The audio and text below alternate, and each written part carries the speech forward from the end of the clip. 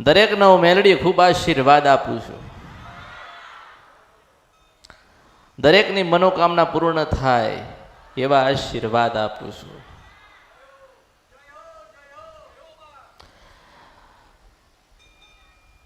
તમારી પેઢીની રિહાઈ ગયેલી માતા રાજી થાય એવા આશીર્વાદ આપું છું.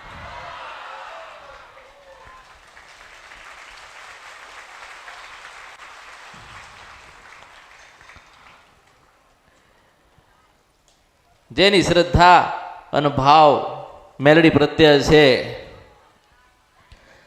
જેનો ભાવ જેની ભક્તિ મેલડીના પ્રત્યે છે, એ મેલડી એક નહીં અમૃતની મેલડી તમારા 1000 કામ કરી આલીશ.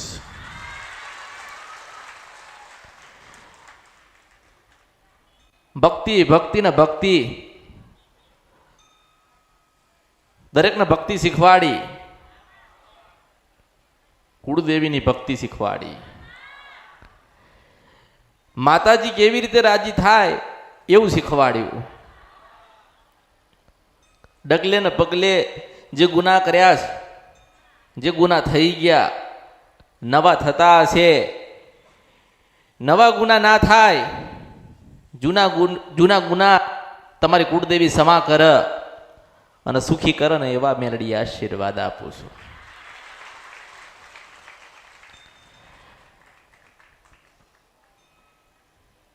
કંઈક ને કંઈક તમારા જીવનમાં બનાવ બનતા હશે, વાતો બની હશે.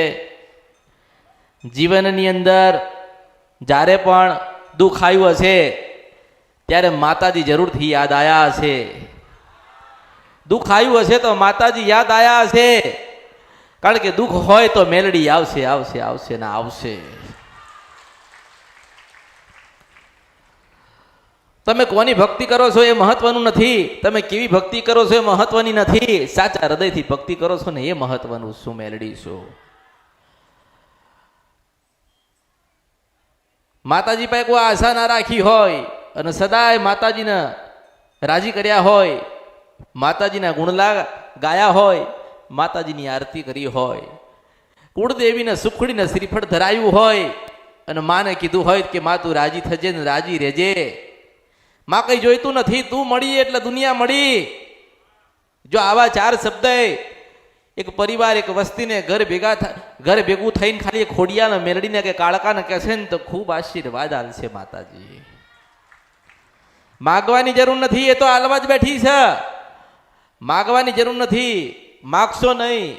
આજે ગમે તેવું દુઃખ હોય, ગમે તેટલું દુઃખ હોય, જો તમે તમારી કુળદેવીના ચરણના શરણમાં ગયા છો, તમારી કુળદેવીને રાજી કરીએ છે, માતાજી ગુના નહીં થાય, ક્ષમા કરજો, તમને પૂછ્યા વગર ડગલાના પગલા નહીં ભરીએ, આવા વચને બંધાયેલા હશો તો ગમે તેવા પહાડ જેવા દુઃખ હશે ને તો માતાજી આઈને દૂર કરશે. મને ઓળખો ને તો જ ઓળખાય.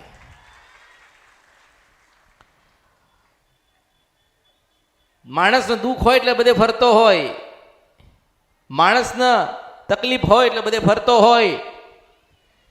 જે કોઈ બાધાને માનતા આપ એની લઈ લે, જે દીવો કે કરી દે, જે બેસાડવાનું કે બેસાડી દે.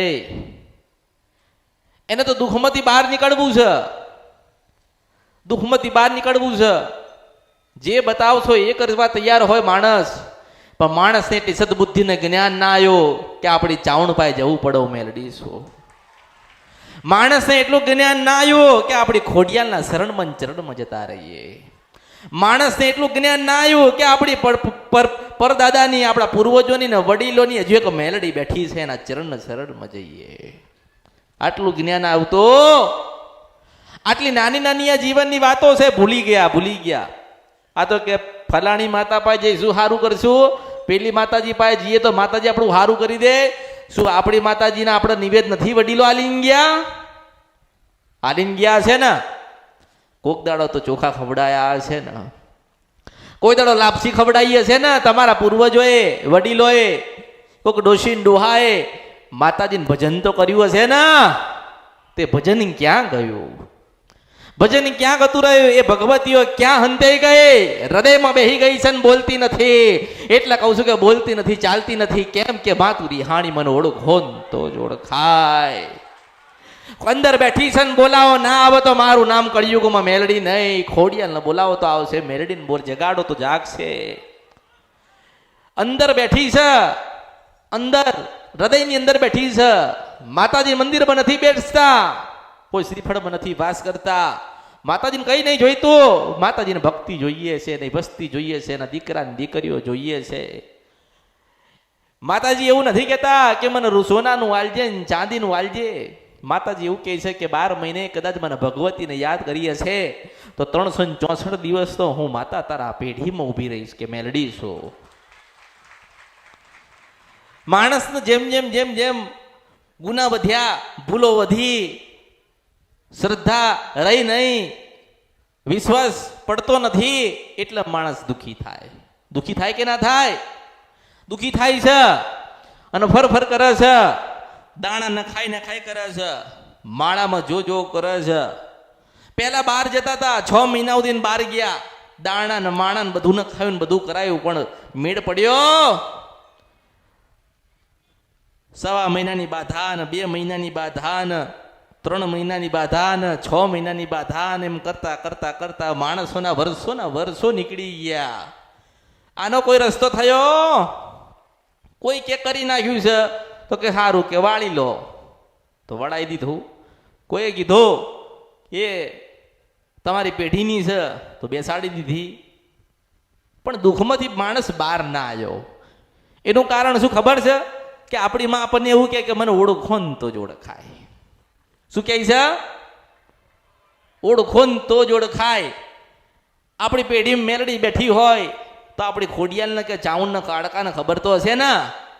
ખબર હોય કે ના હોય? તમારા પૂર્વજો શું ગુના કરીને ગયા હોય એ માતાઓને ખબર હતી.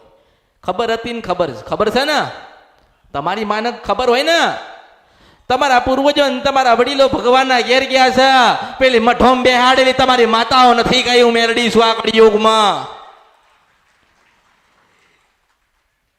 કોઈને પૂછ્યું ક્યાં ગયા હતા? તો કે પૂનમ ભરવા ગયા હતા. પૂનમ ભરવા ગયા હતા તો કે હા, તો ઓલી ખોડિયાલ બેઠી છે એનું શું? એનું શું? દુઃખ પડશે તો પૂનમ ભરી છે એ સારું કરવા આવશે? ત્યાં કહેવા જશો? ત્યાં કોઈ કહેવા જાય? ત્યાં કોઈ કહેવા ના જાય.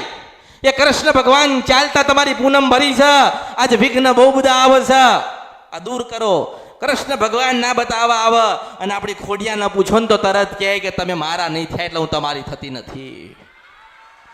તમને ભગવાન કૃષ્ણનું તો થતા આવડ્યું, પણ તમારી કુળદેવીનું થતા ના આવડ્યું. તમારા અવતારમાં ખોટ પડ્યો કહેવાય. હું એમ કહું છું. જગડુસા શેઠનું વાણ દુખતું હતું, કેટલાને ખબર છે? બધાને ખબર છે ને? એને કોને યાદ કરી હતી? હરસિદ્ધિ માતાજીને યાદ કર્યા હતા, અંબાજીને યાદ કર્યા હતા. એને નારાયણ નથી યાદ કર્યા. મને ઓળખો ને તો જ ઓળખાય.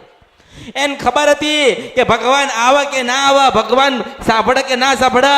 પેલી કોયલા ડુંગરમાં બેઠેલી કૃષ્ણ ભગવાનની કુળદેવી સાંભળશે એટલે પણ તરત આવી હતી હોનાના નાવડું તારવા માટે. આજે માણસ દુઃખમાં ડૂબતો જાય.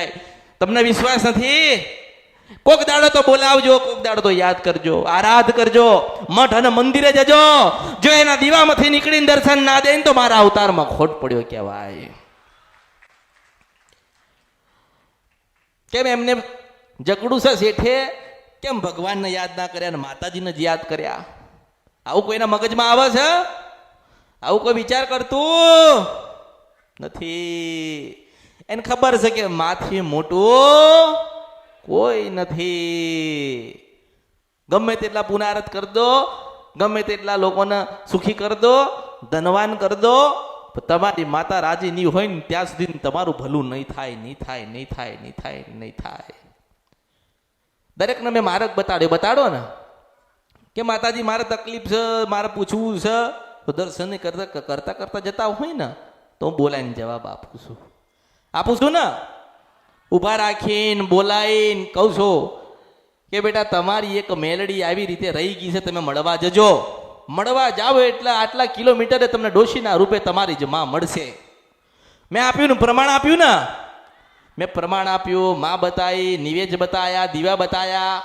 હવે આજે મને મળવા આવતા નથી, મળવા આવતા. કેમ નથી આવતા?